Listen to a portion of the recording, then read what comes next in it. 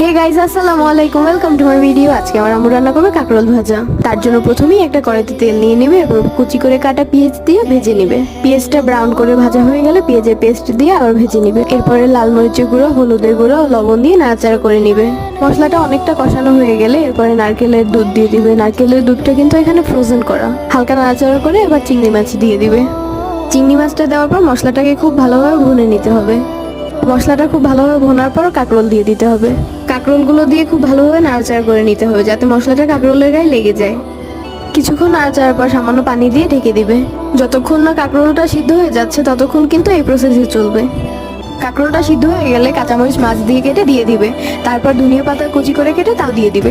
এরপর নাড়াচাড়া করে দিবে যাতে ফ্লেভারটা ছড়িয়ে যায়। যদি আমার ভিডিওগুলো ভালো লাগে অবশ্যই লাইক, শেয়ার এবং কমেন্ট করে যাবেন এবং আমার পেজটাকে ফলো দিয়ে যাবেন। Thank you. এই তো রান্নার লাস্ট লুক। আজকের জন্য এতটুকুই। আমার ভিডিওটা দেখার জন্য থ্যাংক ইউ সো মাচ। আসসালামু আলাইকুম।